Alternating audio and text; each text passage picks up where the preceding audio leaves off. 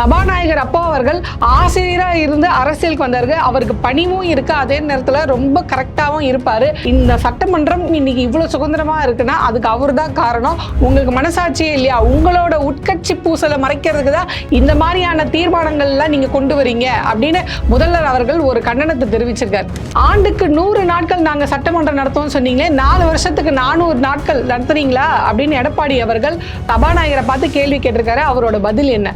அதிமுக ஆட்சியில் இருக்கும்போது ஒரு பிரச்சனை இல்லை, குற்றம் சொல்றதுக்கு ஒண்ணுமே இல்லை, அதனாலதான் உங்களுக்கு டிஸ்கஸ் பண்ண நேரம் தேவைப்படல. ஆனா திமுக ஆட்சியில அப்படியா இருக்கு, இத்தனை பிரச்சனை இருக்கு, ஏன் எங்களுக்கு போதிய நேரம் கொடுக்க மாட்டீங்க அப்படின்னு எடப்பாடி அவர்கள் கேள்வி எழுப்பியிருக்காரு. இதுக்கான பதில் என்ன கிடைச்சது? வணக்கம், இது தமிழ் குரல். நான் உங்கள் பானு. சட்டமன்றத்தில் பார்த்தீங்கன்னா நம்பிக்கை இல்லாத தீர்மானம் கொண்டு வர முயற்சி பண்ணாங்க. யார் பண்ணாங்க அப்படின்னு பார்த்தீங்கன்னா அதிமுக. அதாவது அதிமுகவோட பொதுச் செயலாளர் எடப்பாடி அவர்கள் முன்னாடியே சொல்லியிருந்தார். அதாவது இந்த ஆர்பி உதயகுமார் அவர்கள் ஜனவரி 11ஆம் தேதியே இந்த மனுவை அவர் தாக்கல் பண்ணார். அதாவது நம்பிக்கை இல்லாத தீர்மானம் நம்மளோட சபாநாயகர் மேல கொண்டு வரணும் அப்படின்னு அவர் அப்பயே சொல்லிடுறாரு. அது இவ்வளவு நாள் கிடப்பில் இருந்தது. இப்போ பட்ஜெட்டை பத்தி தாக்கல் பண்ணும்போது நேற்று கேட்குறாங்க, இல்லை அதுக்குன்னு ஒரு குறிப்பிட்ட தேதி நாங்கள் தள்ளி வைக்கிறோம், அப்போ நம்ம பார்த்துக்கலாம்னு சொன்னாங்க. அந்த பிரச்சனையை கொண்டு வராங்க. அதாவது இந்த கேள்வி நேரம் அப்படின்னு ஒன்று இருக்கும் சட்டமன்றத்தில். இந்த கேள்வி நேரம் முடிஞ்சு 0 hours அப்படின்றத எந்த கேள்வியுமே இல்லாத 0 hours ஒன்று இருக்கும். அந்த 0 hours தான் இந்த பிரச்சனையை ஸ்டார்ட் பண்ணலான்ற ஒரு முடிவுக்கு வராங்க. இந்த நம்பிக்கை இல்லாத தீர்மானத்தை பற்றி விவாதம் பண்ணலாம் அப்படின்ற ஒரு முடிவுக்கு வராங்க. ஸோ சபாநாயகர் வழக்கமாக இதில் இந்த நடைமுறை என்ன அப்படின்னு பார்த்தீங்கன்னா, ஒரு நம்பிக்கை இல்லாத தீர்மானம் கொண்டு வரும்போது அவங்க யார் இந்த தீர்மானத்தை கொண்டு வராங்களோ அவங்க அதை பற்றி சொல்லணும், நான் ஏன் இதை கொண்டு வரேன் அப்படின்னு. அப்புறம் அதுக்கப்புறமா இதை பற்றி அடுத்த இதில் இருக்க தலைவர் பேசுவாங்க. அதுக்கப்புறம் விவாதம் நடத்தப்படும். என்ன எதுக்கு இந்த என்ன அவங்க தரப்பில் என்ன சொல்கிறாங்க, இது என்ன உண்மையாக பொய்யா அப்படின்ற மாதிரி பண்ணி அதுக்கப்புறமா ஓட்டு நடக்கும். இந்த மாதிரி எடப்பாடி அவர்கள் சொல்கிறார் எழுந்து, நான் அப்பாவு மேலே நம்பிக்கை இல்லாத தீர்மானம் கொண்டு வரேன். ஏன் கொண்டு வரேன் அப்படின்னு பார்த்தீங்கன்னா, இவர் எங்களுக்கு நேரமே ஒதுக்குறது இல்லை, எங்கள் கருத்துக்களை சட்டமன்றத்தில் சொல்கிறதுக்கான நேரங்களே ஒதுக்குறது இல்லை. ரெண்டாவது பார்த்தீங்கன்னா, எங்களை இவர் பயங்கரமாக கலாய்க்கிறாரு. என்னங்க கலாய்க்கிறாரு? நாங்கள் வெளியே போகிறோம், வெளி நடப்பு செய்கிறோன்னா சரி போங்க அப்படின்றாரு. அது மட்டும் இல்லாமல் நாங்கள் கருப்பு சட்டை போட்டு வந்தால் அதுக்கும் எங்களை டிவியில் டெலிகாஸ்ட் பண்ணுறதில்ல. இப்போ ஒரு விஷயம் நடக்குது, சட்டமன்றத்தில் நடக்குது, இல்லை சமூகத்தில் ஒரு பிரச்சனை நடக்குது, அதுக்கு எதிர்ப்பு தெரிவித்து நாங்கள் கருப்பு சட்டை போட்டு வந்தோன்னா அதை நீங்கள் டெலிகாஸ்ட் பண்ண மாட்டீங்க, காட்ட மாட்டீங்க அப்படின்னு சொல்லி அது ஒரு பிரச்சனையாகவும் காட்டுறாரு. இது மட்டும் இல்லாமல் இன்னும் நிறைய பிரச்சனைகள் எடப்பாடி அவர்கள் அடுக்கிறார். அவர் என்ன சொல்றாருன்னா, நீங்க தேர்தல் வாக்குறுதின்னு ஒன்று கொடுத்தீங்க. அந்த தேர்தல் வாக்குறுதியில் என்ன சொன்னீங்கன்னா, அதாவது 100 நாட்கள், ஒரு ஆண்டுக்கு 100 நாட்கள் சட்டமன்றம் கூடும், அங்க நடக்கும் அப்படின்னீங்க. கிட்டத்தட்ட வெறும் 116 நாட்கள் தான் நீங்க நடத்தியிருக்கீங்க. இது ஏன் நீங்க கொடுத்த வாக்குறுதியில இருக்கே, இது ஏன் செய்யல? அதே மாதிரி நீங்க இன்னொரு வாக்குறுதி என்ன கொடுத்தீங்கன்னு பார்த்தீங்கன்னா, நாங்க சட்டமன்றத்தில் நடக்கிறதா லைவ் டெலிகாஸ்ட் பண்ணுவோம், நேரலை காட்டுவோம் அப்படின்னு சொன்னீங்க. ஆனா இதுவரை நீங்க நேரலை காட்டல.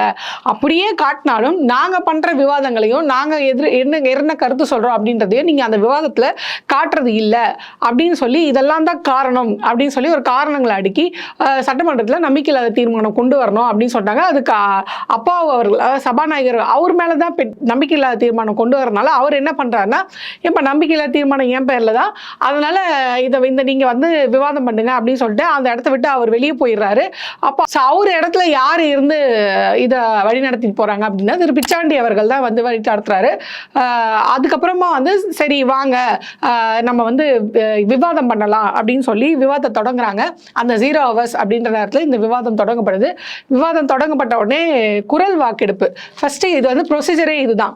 அவங்க குரல் வாக்கெடுப்புன்னு சொன்ன உடனே அதிமுக தரப்புல இருந்து அதெல்லாம் முடியாது, குரல் வாக்கெடுப்பு பண்ணக்கூடாது, நீங்க இதுதான் டிவிஷன் தான் போகணும் அப்படின்னு எல்லாருமே கத்துறாங்க. இதுக்கு செங்கோட்டையன் அவர்கள் ரொம்ப ஆச்சரியபூர்வமா விஷயமா அந்த இடத்துல எழுந்து நின்று சொல்றாரு, இல்ல இது நடைமுறை கிடையாது, நடைமுறை 2 முறை குரல் வாக்கெடுப்பு நடக்கும், அப்புறம் 3ஆம் முறையா தான் இந்த மாதிரி டிவிஷன் போவோம் அப்படின்னு சொல்றாரு. நாங்க யாரும் மதிக்கல, சரி எப்படியோ இது விஷயத்தை கன்வே பண்ணணும் அப்படின்றக்காக முன்வரிசையில எடப்பாடி அவர்கள் இருக்காரு. அந்த முன்வரிசையில கேட்கிற மாதிரி முன்னாடி போய் 2 முறை குரல் வாக்கெடுப்பு தான் நடக்கும், அப்புறம் தான் இந்த மாதிரி டிவிஷன் போவாங்க, ஸோ ப்ரொசீஜர் படி போங்க அப்படின்னு சொல்றாரு. அதுக்கப்புறமா எல்லாரும் அமளி துபலியா விட்டுட்டு அமைதியா உட்காந்து, ஸோ குரல் வாக்கெடுப்பு நம்ம பொதுவாகவே பார்த்து பார்த்துருப்போம். அது சபாநாயகர் ரொம்ப கடகடன்னு வாசிச்சுட்டே போவார். ஆம் என்போர் ஆம் என்க, மறுப்போர் இல்லை என்க, ஆம் என்பதே அதிகமாக இருக்கிறது, அதனால் நாங்கள் இது ஆம் அப்படின்ட்டு கொண்டு போவாங்க. ஸோ இந்த வாட்டி வந்து அது மாதிரி குரல் வாக்கெடுப்பில் ஃபர்ஸ்ட் இதில் வந்து அதிமுக கொண்டு வந்த தீர்மானம் வந்து தோல்வி அடைஞ்சிருது. ஸோ ரெண்டாவதாக இவர் சொல்கிறாரு, சரி அதில் தான் தோல்வி அடைஞ்சிட்டோம், நாங்கள் வந்து டிவிஷனுக்கு போகிறோம் அப்படின்னு சொல்கிறாங்க. இவங்க எந்த நம்பிக்கையில் வந்து தீர்மானம் நிறைவேறும் அப்படின்னு இவங்க ஆசைப்படுறாங்கன்னு நம்மளுக்கு தெரியல. ஏன்னா ஒரு தீர்மானம் நிறைவேறினா குறைஞ்சபட்சம் 118 வாக்குகள் வந்து அவங்க வாங்கணும், அப்பதான் அது வந்து பாஸ் ஆகும். ஆனா இங்க பார்த்தோம்னா திமுக வந்து இப்ப பெரும்பான்மையா இருக்கு. அதாவது 133 பேர் இருக்காங்க. அது மட்டும் இல்லாம பிளஸ் கூட்டணி இருக்கு, விசிகா இருக்கு, காங்கிரஸ் இருக்கு. இது இப்படி இருக்கும்போது இவங்களோட மெம்பர்ஸ் எவ்வளவு பேர் இருக்காங்க அப்படி பார்த்தா கிட்டத்தட்ட 66 பேர் தான் இவங்க வந்து சட்டமன்றத்தில் இருக்காங்க அதிமுக. இப்படி இருக்கும்போது இவங்க எந்த அடிப்படையில் இவங்க இந்த மாதிரி ஒரு தீர்மானம் கொண்டு வந்தா நம்ம அதை நிறைவேற்ற முடியும்னு நினைச்சாங்கன்னு தெரியல. இதுல ஓபிஎஸ் அவர்களும் செங்கோட்டையன் அவர்களும் வர அதிருப்தியில் இருக்காங்க. ஸோ ஓபிஎஸ் அவர்கள் அதிமுகவிலே இல்லை. ரெண்டாவது செங்கோட்டையன் அவர்கள் அதிமுகவில் இருந்தாலும் எடப்பாடி அவர்கள் மீது ஒரு மோதல் கருத்தோட இருக்காரு அப்படின்னு நம்ம ரொம்ப விரிவாகவே இதுக்கு முன்னாடி எல்லாம் பார்த்துருக்கோம். ஸோ இதனால தான் எடப்பாடி அவர்கள் என்ன பண்றாருன்னா அக்கி கிருஷ்ணன் அப்படின்றாங்க பார்த்தீங்களா, அவரை வந்து அனுப்புறாங்க. அவங்களை அனுப்பிச்சு இந்த மாதிரி செங்கோட்டையன் அவர்கள்கிட்ட போய் நீங்க பேசுங்க, சமாதானப்படுத்துங்க, அவர் நாளைக்கு எதிராக நம்மளுக்கு ஏதாவது ஓட்டு கிட்டு போட்டுற போறாரு, அவரை சமாதானப்படுத்தி கூட்டிட்டு வாங்க அப்படின்னு சொல்லி அவரும் போய் அவங்க வீட்டில் சந்திச்சு சமாதானப்படுத்தி கூட்டிட்டு வராரு. ஒரு வழியா முன் வரிசையில் எடப்பாடி அவர்கள் இருக்காங்க, அதுக்கு அடுத்த வரிசையில செங்கோட்டையன் இருக்காங்க. செங்கோட்டையன் அவர்கள் பக்கத்திலேயே ஓபிஎஸ் அவர்கள் உட்கார்ந்துருக்காங்க. ஃபர்ஸ்ட் குரல் வாக்கெடுப்புல அதிமுக வந்து அவங்களுடைய இதை தவற விட்டுறாங்க. ரெண்டாவது அவங்களுக்கு இருக்க ஆப்ஷன் என்னன்னு பார்த்தீங்கன்னா இந்த மாதிரி டிவிஷன் தான். டிவிஷன்ன்றது வேற ஒன்றும் இல்லை, அங்கே வந்து லைனாக உட்காந்துருப்பாங்க. இந்த காலம்ஸ் எப்படி இருக்கும் அப்படின்னு பார்த்தீங்கன்னா ஏபிசிடி அப்படின்னு இருக்கும். இந்த வரிசையில் ஒவ்வொரு வரிசையில் ஒவ்வொரு டீமாக உட்காந்துருப்பாங்க. ஸோ நம்பர் வைஸ் நம்மளுக்கு தெரியும் யார் யார் எப்படி யார் யாருக்கு ஆதரவாக போட்டாங்க அப்படின்னு. ஸோ இப்போ நம்மளுக்கு நல்லா எடப்பாடி அவர்களுக்கு தெரியும் நம்ம வந்து இந்த தீர்மானம் கொண்டு வரதுனால நம்ம எண்ணிக்கை கம்மியாக இருக்குன்னு அவருக்கு தெரியும். நம்ம குரல் வாக்கெடுப்பில் தோற்று போயிட்டோம், தோல்வி அடைஞ்சிச்சுன்னு தெரியும். இருந்தும் அவர் ஏன் டிவிஷன் வாக்கெடுப்புக்கு போறாரு அப்படின்னு நம்ம பார்த்தோம்னா டிவிஷன் வாக்கெடுப்பில் யார் யாருக்கு ஆதரவாக ஓட்டு போடுறாங்க அப்படின்றத தெளிவாக தெரிஞ்சிடும். இப்போ வந்து இவர் வந்து எப்படி தீர்மானத்தில் நம்ம தோத்துட்டோம், சரி அட்லீஸ்ட் நம்மளுடைய கட்சி நபர்களே நம்மளுக்கு ஆதரவாக ஓட்டு போடுறாங்களா அப்படின்றத தெரிஞ்சுக்கிறதுக்காக தான் இவர் டிவிஷன் வாக்கெடுப்பே வந்து நடத்த சொல்றாரு அப்படின்னு தான் நம்மளுக்கு தெரியுது. ஸோ ஆல்மோஸ்ட் சொல்ல போனால் செங்கோட்டையன் அவர் அதிருப்தியில் இருக்காரு.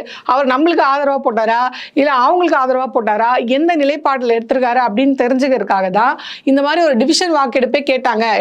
செங்கோட்டையன் அவர்கள் மட்டும் இல்லை, இன்னும் சில பேர் செங்கோட்டையன் அவர்களுக்கு ஆதரவாக இருப்பாங்க இல்லையா, அவங்க ஒருவேளை அந்தர்பல்ட்டி அடிச்சிட்டாங்கன்னா, ஏன்னா இவருக்கு அந்த அனுபவம் இருக்கு இல்லையா, முன்னாடி எப்படி எடப்பாடி அவர்களை வந்து சொன்னாங்க அவங்க மேல நாங்க நம்பிக்கை இல்லா தீர்மானம் வந்து நாங்க கொண்டு வரோம், நீங்க வந்து பெரும்பான்மையை நிரூபிக்கணும் அப்படின்னு சொல்றாங்க. அப்போ வந்து ஓபிஎஸ் அவர்கள் வந்து எதிராக இருந்தார். அப்ப யோசிச்சிருப்பாங்க, ஒருவேளை யோசிச்சு பாருங்க, அதிமுகல ஓபிஎஸ் அவர்களுக்கு ஆதரவா இருந்து அவங்க எல்லாம் ஓபிஎஸ் அவர்களுக்கு ஓட்டு போட்டிருந்தா இந்த மாதிரி தீர்மானத்துல அன்னைக்கு எடப்பாடி அவர்கள் ஆட்சியை பிடிச்சிருக்க முடியாது. ஆனா அன்னைக்கு ஓபிஎஸ் அவர்கள் தான் திமுக எப்படி அவங்களுக்கு அகெயின்ஸ்டா போட்டாங்களோ அந்த மாதிரி ஓபிஎஸ் அவர்கள் அகெயின்ஸ்டா போட்டாரு. ஆனா அதிமுகல இருக்கவங்க எல்லாருமே வந்து எடப்பாடி அவர்களுக்கு தான் போட்டு அவர் வந்து முதல்வர் பதவியில உட்கார வைக்கிறாங்க. ஸோ அந்த மாதிரி ஏதாவது கொண்டு வரலாம் நினைச்சுதான் இப்படி பண்ணாரா என்னன்னு தெரியல. ஆனா ஒண்ணு மட்டும் தீர்மானமா தெரியுது, அவரு தன்னுடைய கட்சியில இருக்கவங்க தனக்காக தான் ஓட்டு போடுறாங்களா அப்படின்றத கணிக்கிறதுக்காக தான் இந்த டிவிஷன் தீர்மானத்தை கொண்டு வந்தாரு அப்படின்னு சொல்லப்படுது. ஆனா அந்த டிவிஷன் தீர்மானமும் வந்து தோல்வியில தான் போய் முடியுது. ஸோ இந்த நம்பிக்கையில்லா தீர்மானம் ஆரம்பிக்கும் போதே நம்ம எல்லாருக்குமே தெரியும் இது எப்படி இருந்தாலும் டிஎம்கே தான் இந்த இதுல ஜெயிக்க போறாங்க. சபாநாயகர் அப்பாவு அவர்கள் வந்து இங்க இந்த சீட்ல இருந்து இறக்க முடியாது, ஏன்னா மெம்பர்ஸ் அப்படி இருந்தாங்க. ஸோ இதுதான் ரிசல்ட்னு தெரிஞ்சோ ஏன் இதுல இறங்கினாங்கன்னா செங்கோட்டையன் அவர்கள் என்ன முடிவு எடுக்க போறாரு, ஓபிஎஸ் அவர்கள் இதுக்கு ஆதரவா இருப்பாரா இருக்க மாட்டாரா அப்படின்ற ஒரு சின்ன ஆசிலேஷன்ல தான் எல்லாருமே பார்த்தோம். ஆனா கடைசியில ஓபிஎஸ் அவர்களும் செங்கோட்டையன் அவர்களும் அதிமுகவுக்கு தான் ஆதரவு தெரிவிச்சிடறாங்க. இது இன்னொரு கவனிக்க வேண்டிய விஷயம் என்ன அப்படின்னு நீங்க பாத்தீங்கன்னா, தொடர்ந்து எடப்பாடி அவர்கள் என்ன சொன்னாங்க, எங்களுக்கு வந்து வாய்ப்பு கொடுக்கல, பேசுறதுக்கு வாய்ப்பு கொடுக்கல அப்படின்றாங்க. ஏன்னா நாளைக்கு ஏதாவது ஒரு பிரஸ் மீட்லயோ இல்ல மக்களோ சொல்லுவாங்க, ஏங்க சமூகத்துல இவ்வளவு பெரிய பிரச்சனை நடக்குது, இங்க இவ்வளவு பெரிய இது இருக்கு, நீங்க ஒரு எதிர்கட்சி, நீங்க இதை பத்தி ஏன் சண்டை பண்றதுல போய் நீங்க விவாதம் பண்ணல, இதை பத்தி ஏன் அங்க வந்து குரல் எழுப்பல அப்படின்னு அவங்க கேட்பாங்க பாத்தீங்களா. அப்போ ஒரு பாயிண்டா இவர் அதை எடுத்து வைப்பாரு. என்ன சொல்றாருன்னா, இங்க பாருங்க நாங்க கேட்கறதுக்கு ரெடியா இருக்கோம், ஆனா அவங்க வந்து எங்களுக்கு நேரம் ஒதுக்கல. ரெண்டாவது வந்து நாங்கள் வந்து இதுக்காக தான் நாங்கள் வந்து இந்த மாதிரி நம்பிக்கையில்லா தீர்மானமே கொண்டு வந்தோம். அவங்க தொடர்ந்து எங்கள் மேலே இந்த மாதிரியான ஒரு ஒரு ஒரு கண்ணில் வெண்ணெய் ஒரு கண்ணில் சுண்ணாம்பு அப்படின்ற மாதிரி தான் பார்த்துட்டு இருக்காங்க அப்படின்னு அவங்க கிட்ட சொல்லலாம். ரெண்டாவது ஒரு வேலை நாளைக்கு இப்போ ஆளுங்கட்சி ஒரு இது கொண்டு வராங்க, அதுக்கு அவங்க அகேன்ஸ்டாக இருக்காங்க வைங்களேன். அப்போ ஆளுங்கட்சி என்ன சொல்லுவாங்கன்னா அவங்கள வெளியேற்றுங்க அப்படின்னு சொன்னாங்கன்னா, பார்த்தீங்களா இப்போ கூட எங்களுக்கு வந்து நீங்கள் வந்து ஒரு வாய்ப்பு கொடுக்கல, எங்களோட கருத்தை சொல்றதுக்கான வாய்ப்பு கொடுக்காம எங்களை வந்து வெளியேற்றுறீங்க. இதுதான் அன்னைக்கே நாங்கள் சொன்னோம். ஏன்னா இங்கே இந்த சபாநாயகர் அப்படின்றவர் அந்த ஹவுஸ்லேயே பவர் அவருக்கு தான் அதிகம். அப்படி சும்மாலாம் வந்து போய் அவர் மேலே நம்ம வந்து பழி போட்டுற முடியாது. இவர் இப்படி இருக்காரு, ஒரு மனதாக இருக்காரு, இவர் வந்து எங்கள் மேலே வாய்ப்பு கொடுக்கறதுல அப்படி இப்படின்லாம் பேசிட முடியாது. இப்போ ஒரு எதிர்கட்சி தலைவராக இருந்து அவங்க பேசும்போது இட்ஸ் ரெக்கார்ட். இந்த ரெக்கார்டை வச்சு அவங்க பேசலாம். இங்க பாருங்க இவர் இப்படி இருந்திருக்காரு ஆல்ரெடி, அதனால தான் நாங்கள் நம்பிக்கையில்லா தீர்மானம் கொண்டு வந்தோம், அன்னைக்கு வந்து அது செயல்படல, ஆனால் நாங்கள் கரெக்டாக தான் கணிச்சிருக்கோம் பாருங்க அப்படின்னு பேசுறதுக்காக தான் இந்த நம்பிக்கையில்லா தீர்மானம் கொண்டு வந்திருக்காரு. ரெண்டாவது எடப்பாடி அவர்கள் வேலை ஒரு பெரிய கருத்து முன்வைக்கிறாங்க. என்னன்னா அவர் வந்து இந்த கட்சியை கண்ட்ரோலா கொண்டு போல, எல்லாரும் ஒரு பக்கம் செதறி ஓடிட்டு இருக்காங்க, தேர்தல் நெருங்கிட்டு இருக்கு. இந்த நாட்டில் மூத்த தலைவரான செங்கோட்டையன் அவர்களும் சரி, இன்னும் அவருக்கு ஆதரவாக இருக்கவங்களும் சரி, ஒரு கட்சிக்குள்ள ஒரு பிளவா இருந்துட்டு இருக்கு, அதை ஒன்று சேர்க்க முடியல. அதோட டென்ஷன் வெளிப்பாடு தான் நேற்று பிரஸ் மீட்ல கூட அவர் வந்து சொன்னாரு, போங்க அங்க போய் கேளுங்க அப்படின்னு பேசினாரு. ஸோ இதெல்லாம் இந்த ஒரு இவ்வளோ பெரிய கட்சியை ஒன்றிணைந்து ஒரு வரப்போற தேர்தலை ஒரு வெற்றி இதுவா கொண்டு போய் சேர்க்கறதுக்கான ஒரு தலைவரா, ஒரு இரும்பு தலைவரா இவர் இல்லை. எப்படி ஜெயலலிதா அம்மையார் இருக்கும்போது அவங்க ரொம்ப நெறியா ரொம்ப கரெக்டாக வச்சிருப்பாங்க அந்த கட்சியை, ஆனால் அவரால் அந்த மாதிரி வச்சுக்க முடியல அப்படின்ற பேச்செல்லாம் அடிப்படுது பார்த்தீங்களா.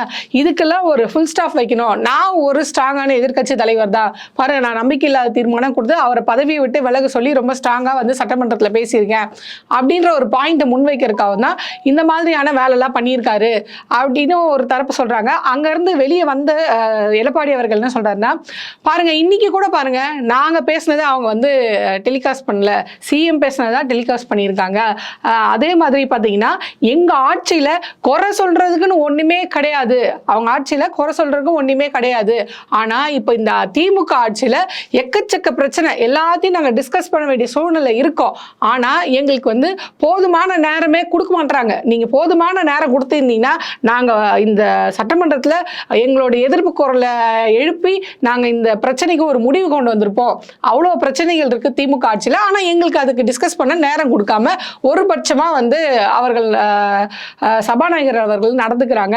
இன்னும் தெளிவாக சொல்ல போனோம்னா, நாங்கள் வந்து இந்த ரெக்கார்ட் பண்ணியிருப்பாங்களே இந்த சீடியை போய் நாங்கள் அவங்க கிட்ட கேட்டோம். கிட்டத்தட்ட 2 மணி நேரம் 52 நிமிஷம் அது வந்து ரெக்கார்ட் ஆயிருக்கும். நீங்க தான் டெலிகாஸ்ட் பண்ண மாட்டீங்க, சீடியாவது கொடுங்க அப்படின்னு போய் கேட்டோம். அதுல 1 மணி நேரம் வந்து ஆளுநர் உரை இருக்கும். அதாவது இவங்க வந்து பழைய இது ரெக்கார்டை போய் கேட்டிருக்காங்க, அதுல அந்த சிடி ஃபார்மேட்டா கேட்டிருக்காங்க. அதுல வந்து பாத்தீங்கன்னா 1 மணி நேரம் ஆளுநரோட உரை இருக்கு. மீதி இருக்க 1 மணி நேரம் 52 நிமிஷத்துல பாத்தீங்கன்னா 46 நிமிஷம் வந்து பதிவாயிருக்கு. அந்த 46 நிமிஷத்துலயும் பாத்தீங்கன்னா சிஎம் அவர்களோட இதுவும் அமைச்சர்களோட தான் இருக்கு. நாங்க பேசுனதுல ஒரு வெறும் சில மணி நேரங்கள் தான் வந்து சில நிமிஷங்கள் தான் வந்து போகுது. ஸோ இப்போ இந்த சீடியிலே இப்படி இருக்கும் போது அப்போ டெலிகாஸ்ட்ல என்ன மாதிரி இருக்கும், அப்போ மக்களுக்கு எப்படி போய் சேரும்? நான் இந்த மாதிரி கேள்விலாம் எடுத்தேன், இந்த மாதிரி கேள்விலாம் உங்களுக்காக கேட்டேன்னு எங்க தொகுதி மக்களுக்கோ பொதுமக்களுக்கோ எப்படி போய் சேரும்? ஸோ தொடர்ந்து நாங்க என்னவோ எங்களோட மக்களுக்காக சட்டமன்றத்தில் கேள்வியே கேட்காத மாதிரியான ஒரு பிம்பத்தை இந்த அரசு ஏற்படுத்துது. அதனால தான் இது ஒரு முக்கியமான பிரச்சனையா பார்த்து நாங்க வந்து கண்டிச்சிட்டு இருக்கோம், தீர்மானத்தை கொண்டு வந்தோம் அப்படின்னு சொல்றாங்க. சரி, இந்த பிரச்சனைலாம் ஒரு பக்கம் இருக்கும்போது அண்ணாமலை அவர்கள் வந்து இன்னைக்கு வந்து என்ன பண்றாருன்னா, இந்த 1000 கோடி வந்து ஊழல் பண்ணாரு பாத்தீங்களா, இதுக்காக ஒரு கண்டன ஆர்ப்பாட்டம், அதாவது போராட்டம் வந்து பண்றாரு. இப்போ அண்ணாமலை அவர்கள் மைண்ட் வாய்ஸ் என்னன்னா, நானே கஷ்டப்பட்டு தேடி கண்டுபிடிச்சி இன்னைக்குதான் ஒரு டாபிக் கிடைச்சது, அதை வச்சு இன்னைக்கு ஒரு போராட்டம் போனேன், எல்லா சேனலும் என்ன ஃபோக்கஸ் பண்ணியிருப்பாங்க, இவர் எடப்பாடி சும்மா இல்லாம நான் வந்து இந்த மாதிரி நம்பிக்கையில்லா தீர்மானம் கொண்டு வர சபாநாயகர் வந்து பதவி ராஜினாமா பண்ணணும் அப்படின்னு சொல்லி மொத்த ஃபோக்கஸையும் அவர்கிட்ட கொண்டு போயிட்டாரு. இப்போ நான் பண்ணது பூரா வேஸ்டா போச்சு. ஸோ அண்ணாமலை அவர்கள் என்ன நினைச்சிருக்காருன்னா, ஒழுங்கா எங்க கூட வந்து போராட்டத்திலேயாவது இருந்திருக்கலாம், மீடியாவாவது உங்களை ஃபோக்கஸ் பண்ணியிருக்கோம், நாங்களும் வந்து பாருங்க கூட்டணிக்கு அச்சாரமாக தான் இந்த மாதிரி வந்து நின்றுருக்காங்க சொல்லியிருப்போம்.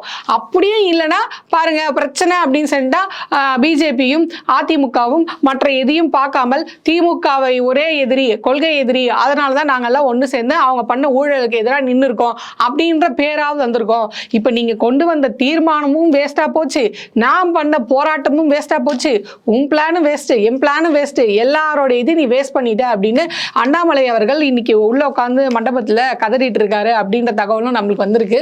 ஸோ நம்ம பொறுத்து இருந்து பார்ப்போம் அடுத்தடுத்து என்ன நடக்குது அப்படின்னு.